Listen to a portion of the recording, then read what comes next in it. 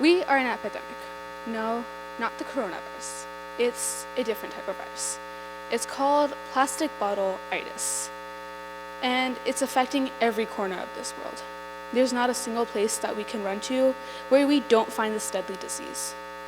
Even the Mariana Trench, the deepest point on Earth, farthest away from any human civilization, has been found to be contaminated with these plastic pollutants. Bottled water is the #1 drink in the United States. According to Euromonitor International, we are drinking more than 20,000 bottles of water a second.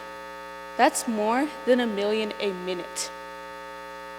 So how did bottled water become so popular? Today, we will be looking at how bottled water became so popular, how it's affecting the Earth today and will continue to affect the Earth in the future, and what is the simple solution that we have to fixing these issues. To get to the root of the issue, we need to go back to the very beginning of single-use plastic. According to Serious Eats, in 1970, there was less than 350 million gallons of bottled water. That means that less than 1.5 gallons of water for a person for an entire year.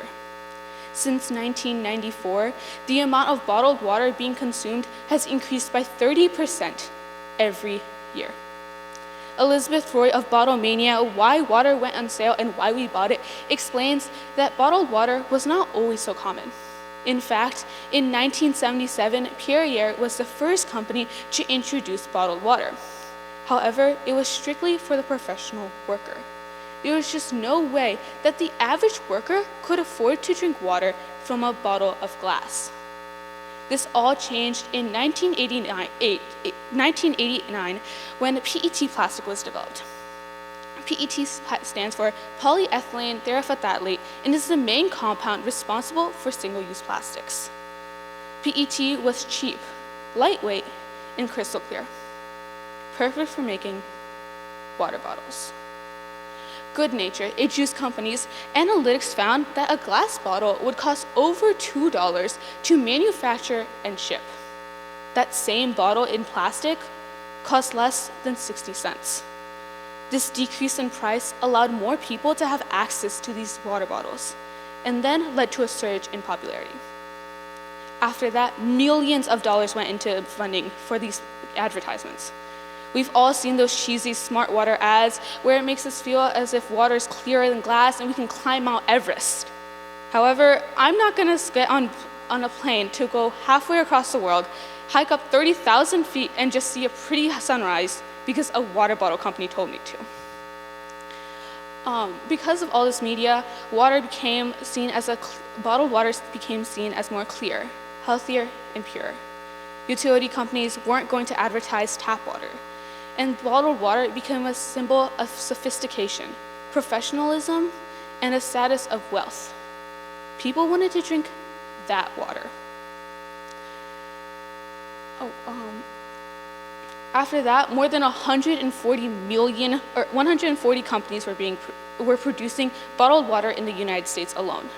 These companies have a demand, and we are supplying that demand. If we were to reduce our demand for plastic water bottles, these companies would have to end up like Toys R Us, just forgotten and bankrupt. Now you might be asking yourself, does it even matter that we are using all these plastic water bottles? And even though there are a plethora of reasons why we need to cut back, the two I'm going to be focusing on today include the environment and public safety. To start off with, plastic water bottles require a lot of energy. Plastic is derived from fossil fuels. According to Pacific Institute in 2006, there was more than 900,000 tons of plastic needed to mold all the water bottles used in that year.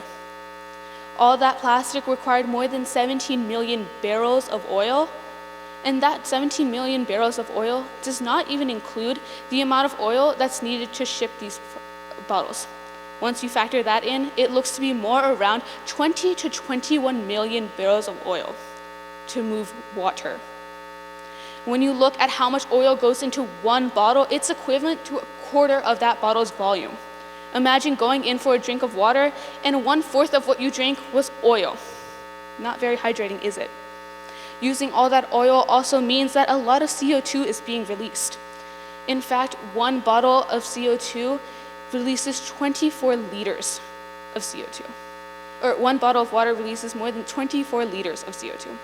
That's equivalent to 4,800 of that bottle's volume. In 2006, more than 3.5 million tons of CO2 was released as a matter of just making water bottles. And in addition to the CO2 and oil that we are using in producing these water bottles, a lot of clean water goes into it. A 1 liter water bottle requires more than 3 liters in production. That means that one bottle requires 4 liters for you to be able to drink that water. All these numbers just simply show how ineffective using these plastic water bottles are. More than 2,000 times as much energy is required in a plastic water bottle than is required to just drink tap water. Many of you guys might justify using plastic water bottles with the notion that you can recycle it.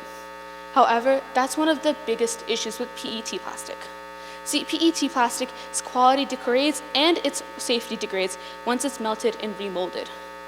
According to National Geographic, less than 9% of the world's bottled waters are even recycled. 79% end up in the ocean. By 2050, there will be more plastic in the ocean than fish by weight. Currently, there is a ginormous patch of garbage in the Pacific Ocean that weighs more than 8 billion tons and is larger than the size of Texas. All this plastic is especially endangering to our fish. See, PET plastic breaks down in water. The water erodes away small pieces of that plastic, and it's called microplastic. These fish then consume this microplastic, and it continues to go through the food chain. National Geographic concluded that 114 species are consistently found to have this microplastic in them, especially in large fish, where the microplastic builds up, creates liver failure, toxin buildup in their muscles, and digestive issues. Next time you see me at a sushi restaurant, you best believe I'm getting vegetarian. In addition, all of this fish damage, you might be thinking of, what are some solutions that we can have? Obviously, the most simple solution is to just get yourself a reusable water bottle. Reusable water bottles are good because they don't leak BPA into your water bottles or into your water. They don't leach toxic chemicals in your water. They can last for longer than a decade, and they'll save you a pretty penny as well. See, while most people think that bottled water tastes better or is fresher, it's really not. In reality, more than 50% of bottled water is just filtered tap water. And that filtration process adds a lot of money to that price tag. See, if you were to drink 8 glasses of water a day for an entire year, that's just 50 cents from tap water. That amount in bottled water is over $1,400. The best-selling water bottle on Amazon is $25. Buy that water bottle and fill it up, you would be saving yourself $1,374.50. That's enough to buy yourself a round-ticket trip to Hawaii, or a 5-ounce bar of gold. I figured out the secret to how to make water into gold. So we really need to cut back on our plastic water bottle consumption. All this plastic is degrading the health of our planet, and our planet is the only thing we have. Each one of us has an endowment to this planet because we are dependent on it. We don't have any other planet to run to once this is over. And each one of us efforts to save the planet now saves efforts that our future generation will have to undo. We will have to be able to save this planet. We have no one else. So even if you think that a couple of scientists in the future will be able to fix everything, they can't undo 7 billion people's worth of damage. While you think that one person can't save the world, I believe that you can. So next time that you have to get some water, fill up your water bottle. It might just save your dinner and your wallet. Thank you.